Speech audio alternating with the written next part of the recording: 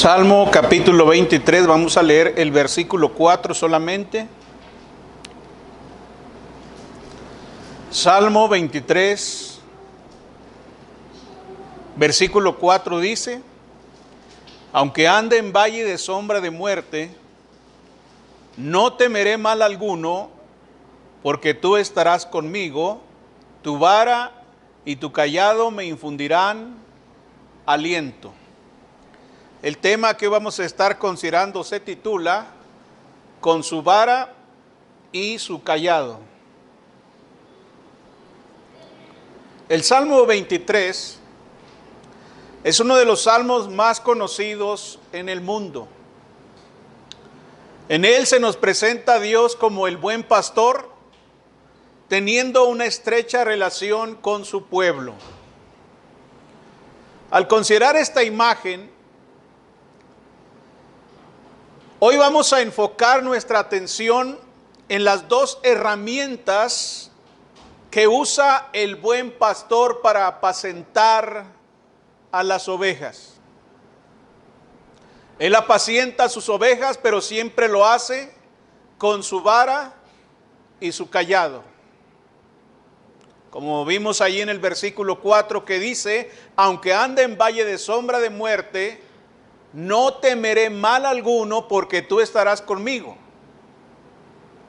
Pero no solamente está Él, sino que se hace acompañar de su vara y su cayado para infundir aliento. Entonces aquí tenemos estas dos herramientas, la vara y el cayado. La vara se usaba para ahuyentar a los animales salvajes. No se usaba nunca con las ovejas. De hecho, es un instrumento, podríamos decir, para golpear, para lastimar. Era un instrumento pesado que se utilizaba precisamente para defender a las ovejas de animales rapaces que merodeasen por el rebaño, causando daño, asustando a aquellos que querían dañar a las ovejas. Por su parte, el cayado era un palo con forma de gancho en la punta superior. Este se usaba para ayudar a las ovejas. Mientras que la vara no se usaba con las ovejas, el cayado se usaba específicamente para las ovejas. Se utilizaba para tirar de ellas y protegerlas de una situación de peligro. Como instrumento, se utilizaba también para dirigir a las ovejas y ocasionalmente también para disciplinar con ligeros golpes en el costado del cuerpo de las ovejas. Golpes, pues, que solamente son para que la oveja regrese al redil. No para lastimarla, no para herirla, no para dañarla. Personalmente creo que estos dos instrumentos representan la voluntad de Dios. Esta voluntad ha sido revelada en su palabra.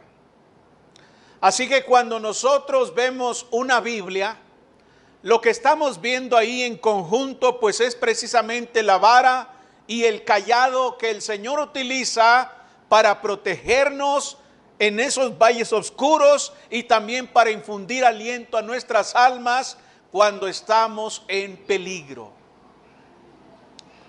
Pero el salmista dice,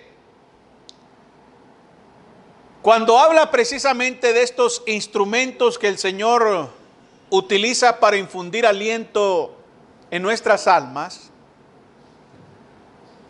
que esto sucede precisamente aunque ande en valle de sombra de muerte. Esto me dice a mí que con su vara y su cayado, Dios nos acompaña y trabaja en toda circunstancia. Si meditamos en lo que dice el versículo 4 del Salmo 23, encontramos situaciones y sentimientos que son contrastantes entre sí. El primero tiene que ver con un valle sumamente oscuro. pero también con una situación en la que el pastor va a un lado de las ovejas. El primer sentimiento tiene que ver con el temor. El segundo tiene que ver con la confianza.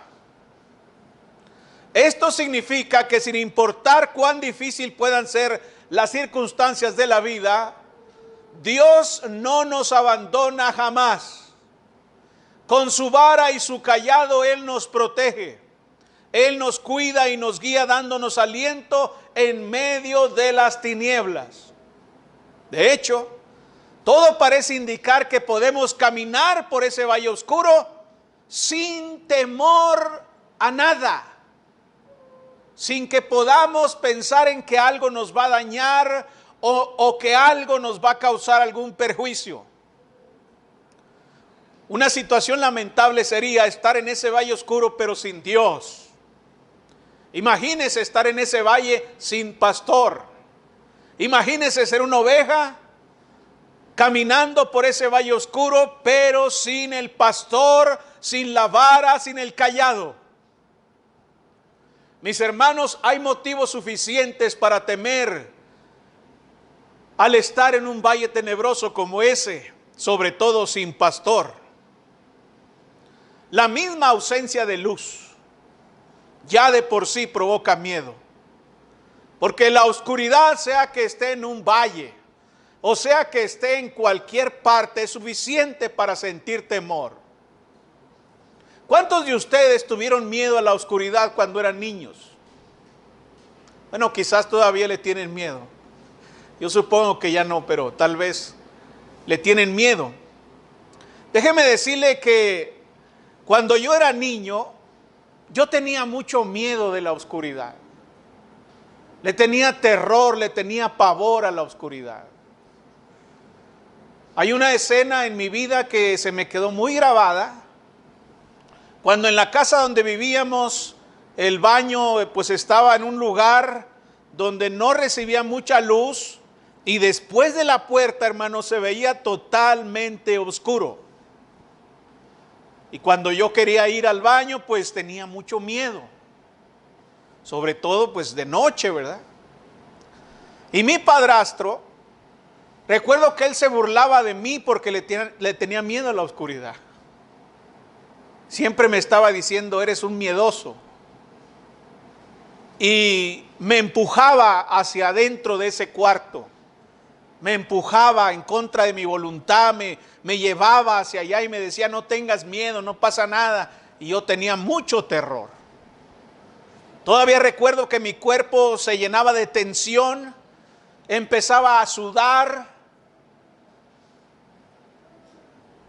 Perdía básicamente el juicio en ese momento. Sentía que el corazón me iba a estallar.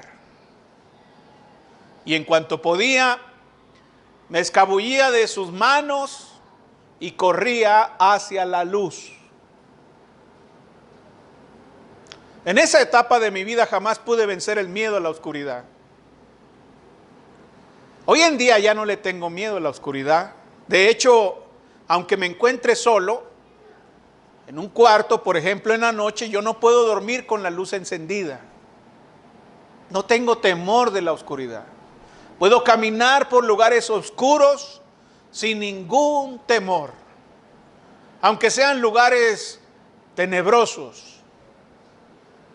Recuerdo a unos hermanos allá en Monterrey. Pues no sé por qué son tan supersticiosos los hermanos, pero ellos tenían miedo de un panteón que estaba ahí en algún lugar, porque es famoso de que se aparecen fantasmas. Han grabado fantasmas supuestamente ahí. En la televisión, esos programas morbosos, pues van y se mete la gente ahí con cámaras y graban fantasmas, y cuando aparecen fantasmas, pues salen corriendo. Se hizo famoso un video de una niña que aparecía ahí en una tumba y los que andaban grabando pues salieron corriendo espantados de miedo.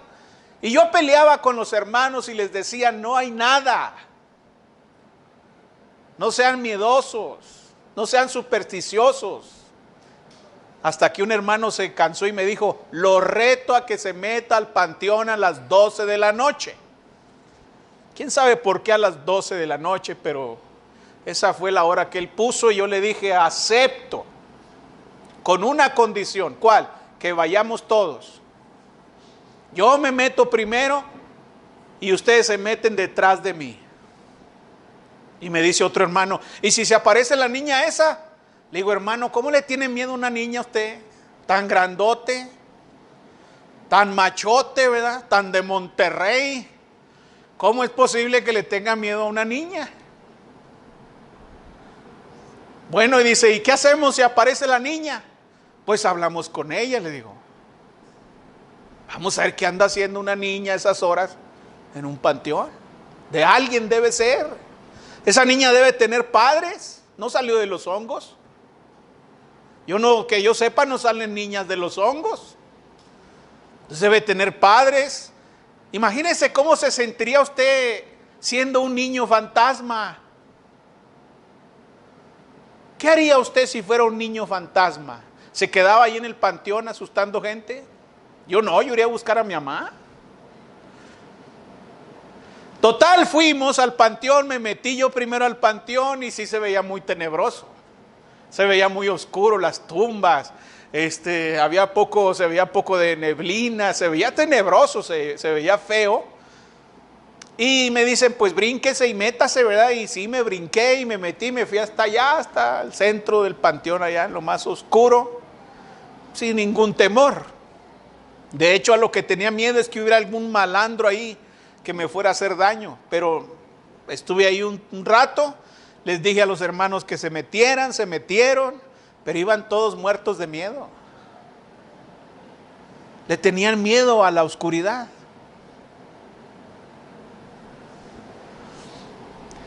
Gracias a Dios hoy en día ya no temo a la oscuridad.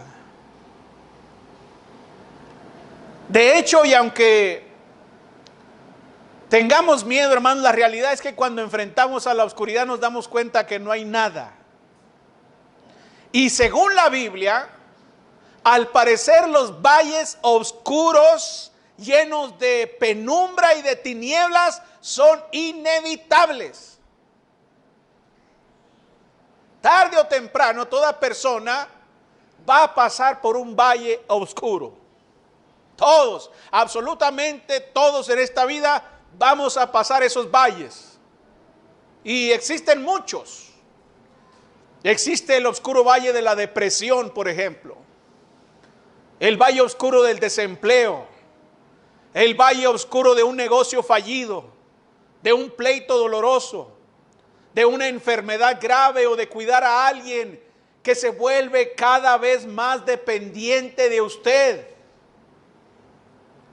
Todos, sean cristianos o no, vamos a pasar por esos valles. Pero también está el camino hacia la muerte, hermanos, hacia la muerte física, hacia el término de nuestra vida. Si lo meditamos bien, ese transcurso también es un valle oscuro. Nuestro cuerpo va cayendo en declive. Poco a poco nuestro cuerpo se va haciendo más débil. Nuestro mundo va contrayéndose cada vez más. El control de lo que sucede a nuestro alrededor disminuye. Yo imagino que la gente de edad de pronto se ha de sentir muy desesperada cuando ya no tienen control sobre las cosas. Cuando ya alguien más decide por ellos dónde vas a vivir, con quién te vas a quedar, qué es lo que vas a comer, cuándo puedes hablar, cuándo te tienes que quedar callado. Ya eres un adulto y ya no tienes mucha autoridad. Tus hijos ya son grandes, ya son adultos, algunos ya son canosos. Y entonces empieza todo a controlarse a tu alrededor. La Biblia describe esa variedad de procesos como los días malos, allá en Eclesiastés capítulo 12 en el versículo 1, hablando precisamente de la vejez, hablando del declive de la vida. Dice que son días malos en los cuales humanamente hablando no hay contentamiento. Los cambios físicos no son nada agradables. El escritor bíblico, con gran destreza poética, dice, comenzando en el versículo 3 de Eclesiastés capítulo 12, antes que se oscurezca el sol y la luz y la luna y las estrellas y vuelvan las nubes tras la lluvia. cuando temblarán los guardas de la casa y se encorvarán los hombres fuertes, y cesarán las muelas porque han disminuido, y se oscurecerán los que miran por las ventanas, y las puertas de afuera se cerrarán, por lo bajo del ruido de la muela, cuando se levantará la voz del ave y todas las hijas del canto serán abatidas, cuando también temerán de lo que es alto, y habrá terrores en el camino, y florecerá el almendro y la langosta será una carga, y se perderá el apetito, porque el hombre va a su morada eterna, y los endechadores andarán alrededor por las calles, antes que la cadena de plata se quiebre y se rompa el cuenco de oro, y el cántaro se quiebre junto a la fuente, y la rueda sea rota sobre el pozo. Mis hermanos, es una descripción patética de lo que es el declive de la vida física. La ceguera, la sordera, la incontinencia. Es un valle oscuro y muchos tienen miedo de eso. Sin embargo, allí está el buen pastor con su vara y su cayado. Esa es la diferencia entre pasar por esos valles oscuros sin pastor o con el pastor con su vara y su cayado. ¿Alguno de ustedes tiene miedo de la muerte? Bueno, hace un momento les confesé que yo tenía temor de la oscuridad cuando era niño. Ahora permítame presumirle que yo no tengo ningún temor a la muerte. Ninguno. Hace algunos años yo no quería morir todavía. Yo decía, no, ni pensarlo. Pero no era por miedo. Era por proyectos y planes que yo quería realizar. Pero ahora muchos de esos proyectos y planes pues ya prácticamente están realizados. Así que ahora mentalmente ha cambiado mi forma de pensar y digo, estoy listo. Sea que venga el Señor, o sea que termine mi vida por alguna enfermedad o algún accidente, estoy listo. ¿Por qué? Porque estoy listo, estoy preparado. Pero ¿qué hay de usted? ¿Tiene miedo de la muerte? Bueno, algunos dicen, no le temo a la muerte, le temo al proceso, le temo a lo que viene, le temo a lo desconocido. Bueno, no hay razón para eso. El salmista dice, aunque ande en valle de sombra de muerte, no temeré, ¿qué cosa? Mal alguno. Cuando el pastor está con su vara y su cayado junto a nosotros, no debemos temer mal alguno, ni siquiera en el proceso o en el tiempo de nuestra partida. No temeré mal alguno. ¿Por qué temer a la muerte si el Señor está a nuestro lado con su vara y su cayado? En Apocalipsis capítulo 14, en el versículo 13, la Escritura nos dice acerca de los que están con una buena relación con el buen pastor. Dice la Biblia, Apocalipsis capítulo 14, en el versículo 13, bienaventurados de aquí en adelante los muertos, pero ¿cuáles muertos? No todos los muertos absolutamente hablando, no todas las personas que mueren en este mundo, sino solamente los que mueren en el Señor. Sí, dice el Espíritu, descansarán de sus trabajos porque sus obras con ellos siguen. Entonces, ¿qué son? Bienaventurados, dichosos, felices los que mueren en el Señor. Cuando alguien está en el Señor y el Señor está con uno, entonces no hay razón para temer algo malo. Por el contrario, la muerte, mis hermanos, para el cristiano, es el momento en el cual finalmente verá a su Señor. Si usted pertenece al rebaño de Dios, el momento de su muerte será la experiencia más gloriosa que jamás haya usted disfrutado sobre la tierra. Ha llegado el momento, en un abrir y cerrar de ojos, estará lejos del cuerpo y estará en casa con el Señor.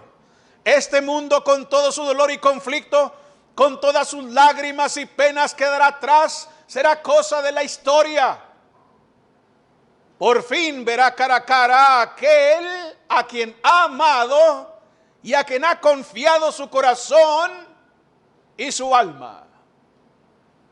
¿No creen que será algo glorioso entonces?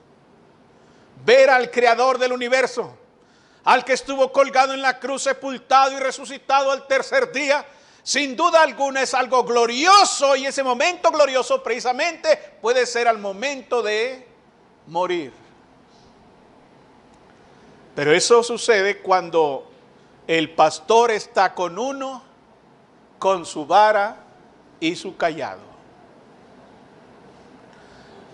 Dios, mis hermanos, también está en las tinieblas. Normalmente hablamos de Dios como estando en la luz, ¿verdad? Siempre relacionamos a Dios con la luz, y sí, la Biblia nos dice que Dios es luz. Pero ahí está hablando acerca de su naturaleza. Está hablando de una cuestión ética. Dios es luz y ninguna tinieblas. Bueno, es una cuestión ética. Pero en la oscuridad Dios también está. Dios está en las tinieblas.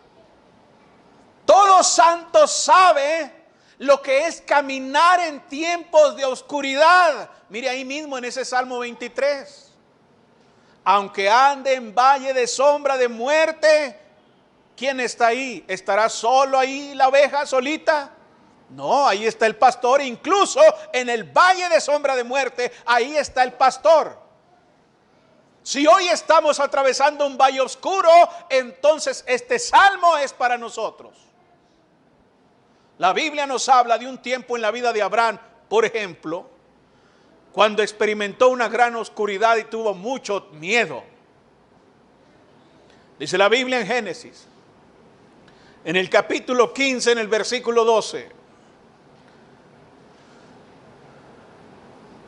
Mas a la caída del sol sobrecogió el sueño a Abraham, y aquí que el temor de una grande oscuridad cayó sobre él. Fíjese bien, ahí tenemos estos elementos. El sol ya había declinado, Abraham tuvo sueño, pero de pronto su sueño fue interrumpido. ¿Por qué? Porque se apoderó de él el temor de una grande oscuridad. Tuvo mucho miedo, tuvo mucho terror. Abraham se sintió en una profunda soledad y mucha desesperación. Es esa clase de soledad que el alma tiene cuando no tiene a Dios. Es esa profunda desesperación que tenemos cuando estamos extraviados en un lugar que no conocemos. Sin embargo, Dios estaba ahí con su vara y su cayado. Dios estaba ahí para confortar y proporcionar aliento al patriarca, y así sucedió. En Éxodo capítulo 20 leemos algo muy interesante. Ese es el tiempo en que Dios entregó los 10 mandamientos. Pero hay una declaración ahí en Éxodo, cuando Dios entregó los 10 mandamientos al pueblo de Israel.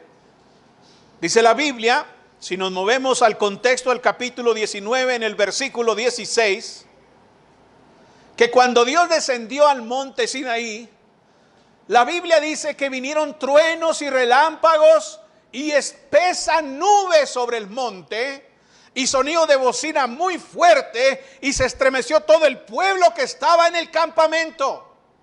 Mis hermanos, el monte se empezó a rodear de una nube espesa, extremadamente oscura. Empezó a haber oscuridad prácticamente en todas las faldas del monte, y comenzó a escucharse un estruendo, ruido como de trompetas fuertes, y dice la Biblia que el pueblo se estremeció. Empezaron a sentir miedo cuando vieron aquella oscuridad. En el libro de Hebreos, en el capítulo 12, en el versículo 18, dice que ese monte, a pesar de que ardía en fuego, estaba lleno de oscuridad y tinieblas. No era nada alentador estar ahí. En el versículo 21 de Hebreos capítulo 12, dice que tan terrible era lo que se veía que Moisés dijo: estoy espantado y temblando. El mismo Moisés sentía gran temor. Todo el pueblo. Dios habló y entregó los 10 mandamientos con una voz audible. Era algo espectacular eso, hermanos. Escuchar la voz de Dios diciendo: no tendrás dioses ajenos delante de mí.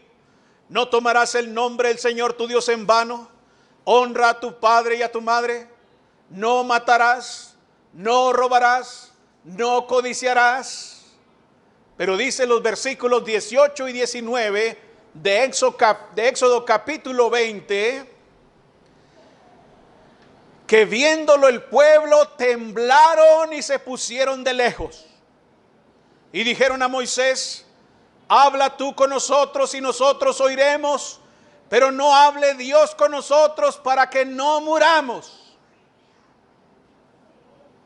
Mis hermanos, el pueblo tenía mucho miedo.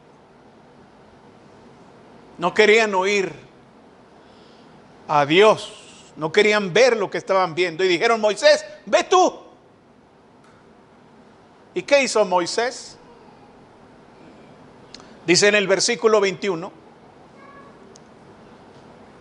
y Moisés se acercó a la oscuridad en la cual estaba Dios. ¿Dónde estaba Dios? En la oscuridad. Dios estaba en la oscuridad. Mis hermanos, esto es lo que quiero que comprendamos hoy. Dios está con nosotros tanto en la luz como en la oscuridad. La Biblia nos dice que Dios habita en la luz, pero también nos dice que habita en la oscuridad, en las tinieblas. En el primer libro de Reyes, en el capítulo 8, hay un texto ahí interesante. Primer libro de Reyes, capítulo 8.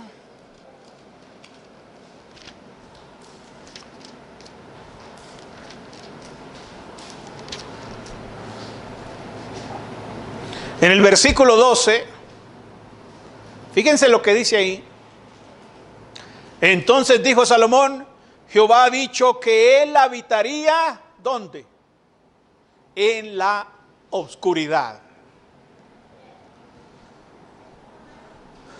Bueno, Dios había dado a conocer su presencia a su pueblo en el desierto, en una nube, pero en una nube espesa y oscura. Y cuando se dedicó el templo de Salomón, descendió la nube de la presencia de Dios para estar en el tabernáculo. Dios habita también en la oscuridad. En el Salmo 139, David hace varias preguntas. ¿A dónde me iré de tu espíritu o a dónde huiré de tu presencia?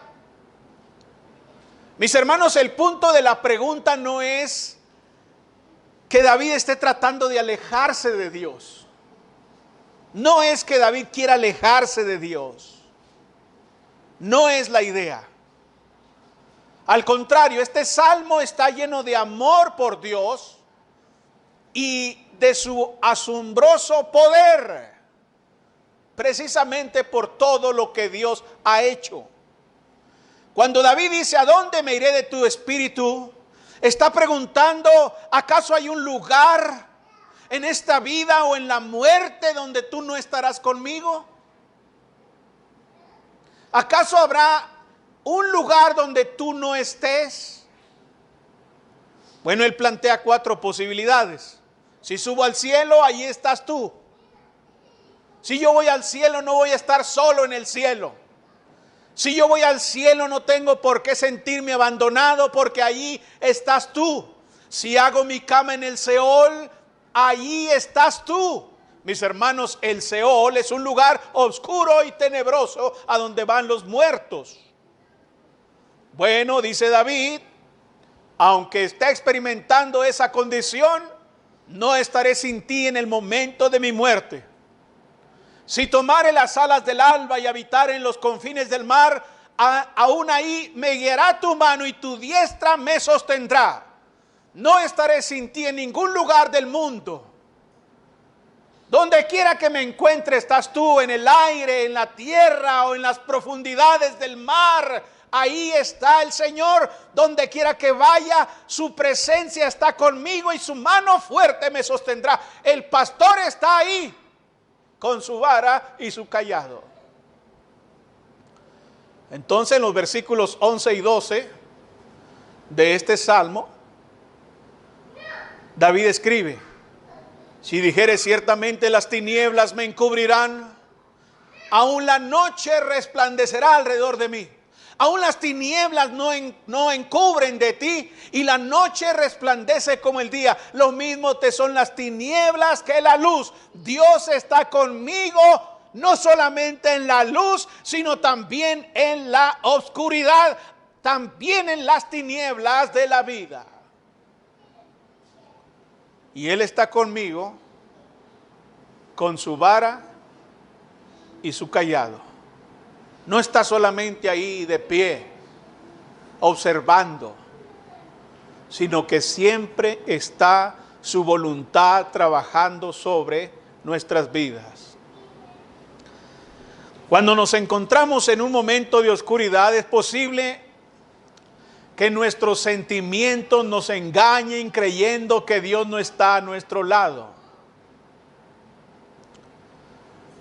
Pero la realidad es otra.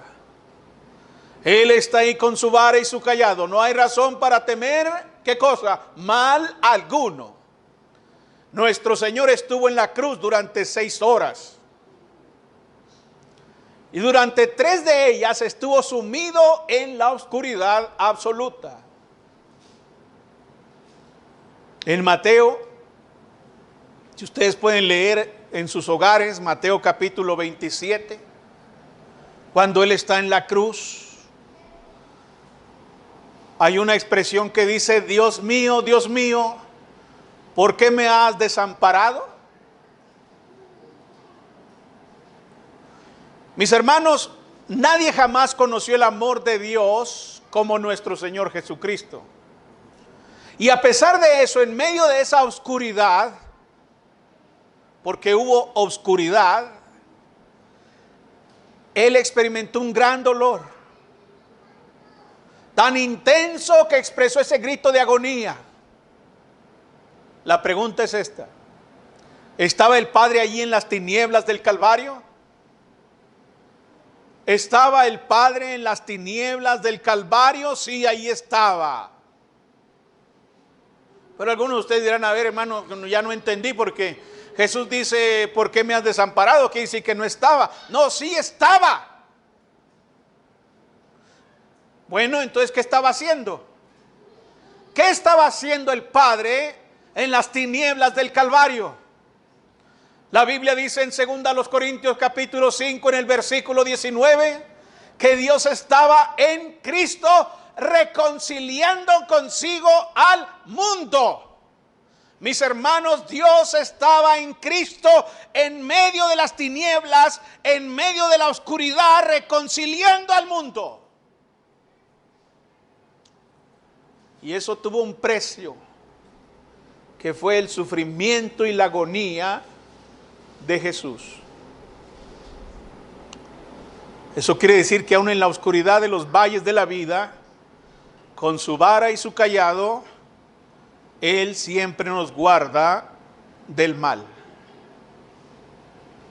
Dios nos protege, hermanos, con su vara y su cayado. Me llama la atención un evento que experimentaron los discípulos de Cristo. Era de noche y estaban en una pequeña barca en medio de un lago. Estaba haciendo viento. El viento era contrario. y ellos trataban de mover la barca con los remos y estaban muy ocupados ahí, preocupados por el viento, para que la barca se moviera. Pero en medio de la noche, Jesús salió a su encuentro. Ellos estaban solos, Jesús no estaba con ellos. Y Jesús viene a ellos en medio de la noche caminando sobre el agua. ¿Se imaginan eso? En medio de la oscuridad, con el viento golpeando sus rostros, ellos comenzaron a ver una silueta humana que venía. Y dice la Biblia en Marcos capítulo 6, en el versículo 49. Marcos capítulo 6, versículo 49. Vea lo que pasó.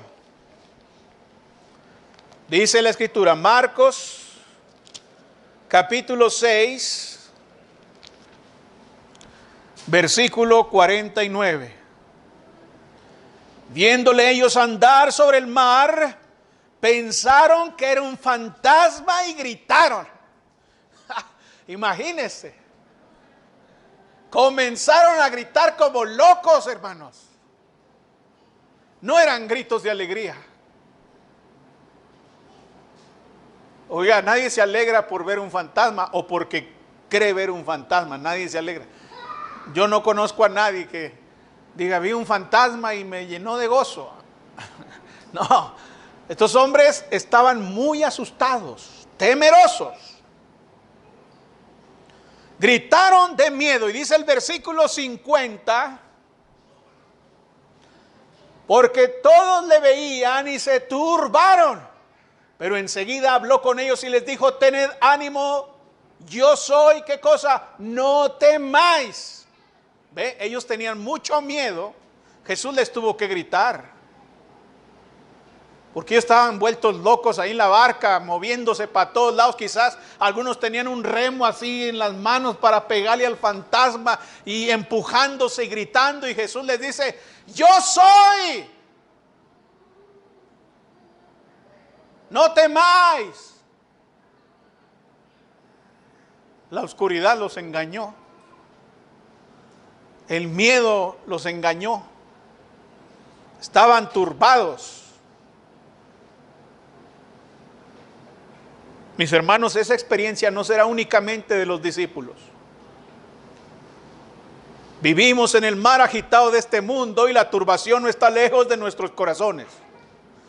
Tarde o temprano nos va a golpear la noche, tarde o temprano la oscuridad se va a hacer presente y tal vez incluso la misma iglesia o los mismos hermanos serán objeto de miedo para nosotros, de turbación, cuando las tinieblas llenen nuestros corazones. ¿Sabía usted que hay corazones llenos de tinieblas? Dice la Biblia que los hombres teniendo el corazón, ¿qué cosa? Entenebrecido. Hay corazones llenos de tinieblas, ya sea por el pecado o por las circunstancias difíciles de la vida. Pero ahí está el Señor siempre. No temáis. Yo soy. Con la vara el Señor golpea las diversas filosofías y huecas sutilezas de este mundo. Todo es destruido con su voluntad y su poder. Cualquier enemigo de nuestra fe es vencido y derrotado. El mismo diablo miserable y perverso fue vencido en la cruz con madera. En la cruz con madera. Ahí fue vencido el mismo diablo. Así que si el pastor está conmigo con su vara, por más oscuro que sea el lugar o el momento, no temeré mal alguno, aunque se levanten 10,000 enemigos contra mí. Pero necesito estar con el pastor. Con su cayado Él nos rescata del engaño, del pozo de la desesperación, del hoyo de la condenación. Tal vez algunos de ustedes estén sintiendo ahora el cayado, mientras se alejan de Dios por alguna mala decisión, mientras se van apartando del rebaño, mientras se van alejando, el Señor con su cayado les jala y les dice: eso no es así.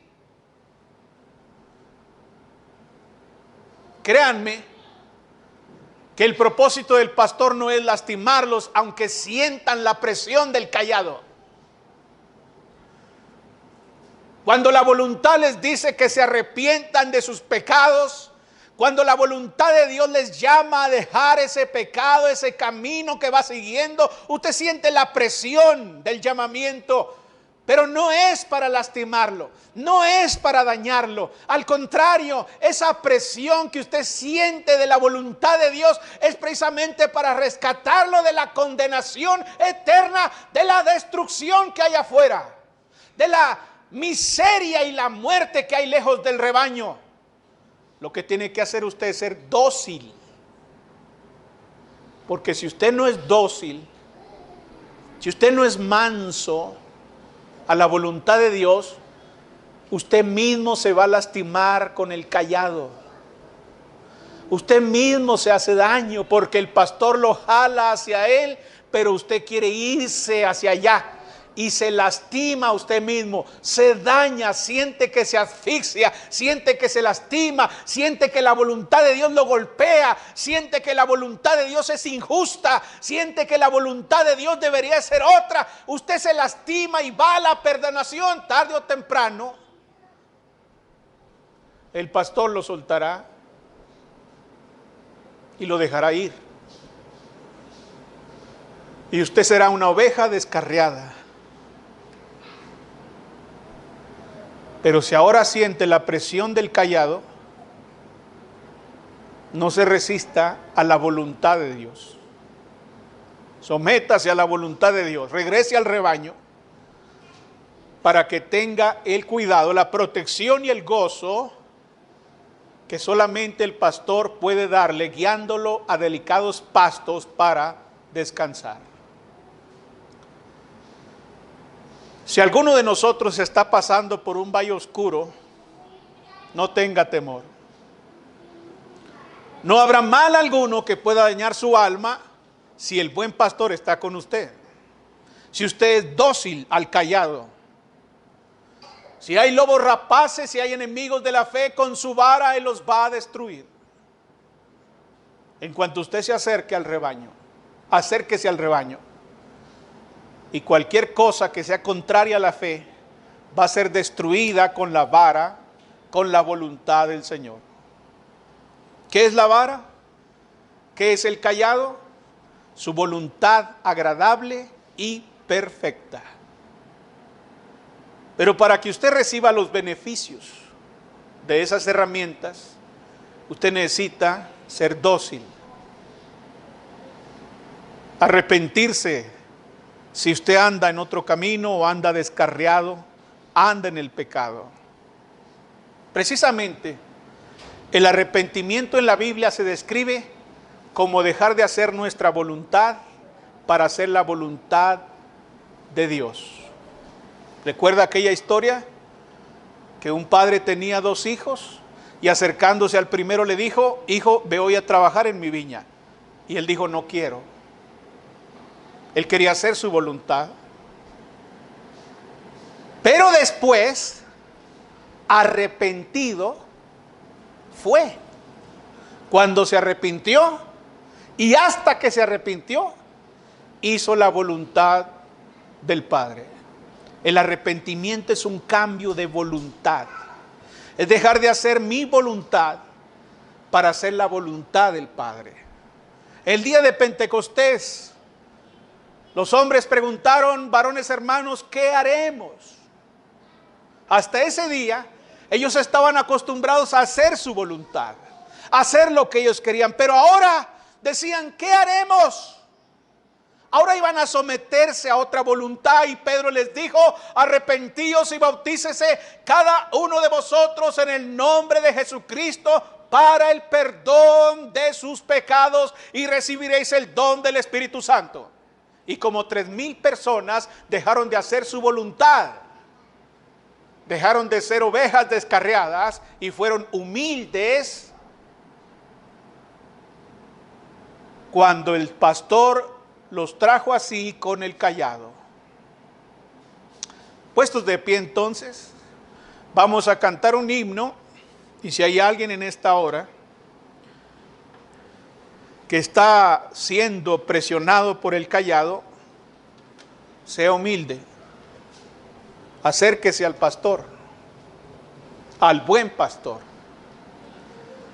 De la misma manera, si hay alguien que no es cristiano y siente que el pastor lo está atrayendo con el cayado, con su voluntad, sea humilde, sea manso.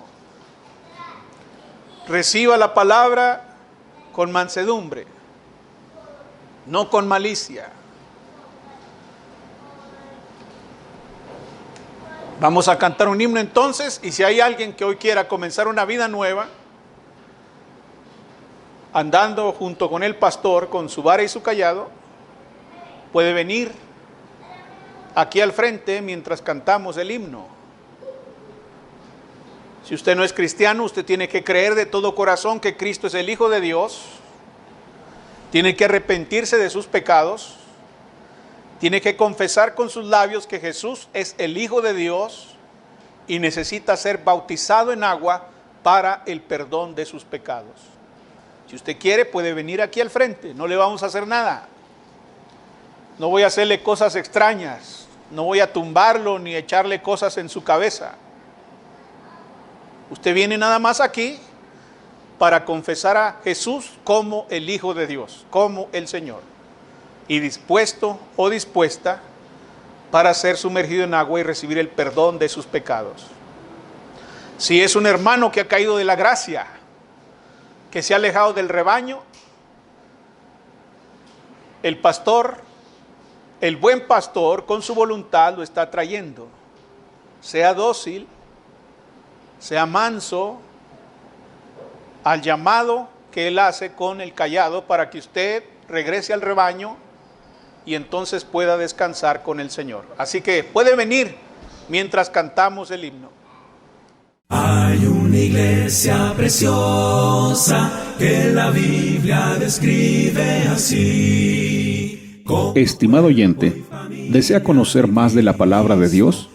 La Iglesia de Cristo en la Colonia Constituyentes le invita a sus actividades los domingos a las 10 de la mañana. Estamos ubicados en la calle Juan J. Méndez, número 7744 de la Colonia Constituyentes. En internet nos puede localizar en www.iglesiadecristoenjuarez.com. iglesiadecristoenjuarez.com. Estaremos esperando noticias suyas. Que el Señor le bendiga. Ven a la iglesia de Cristo, ven donde seas feliz. Otro sitio nunca encontrarás, cual la iglesia de Cristo el Señor.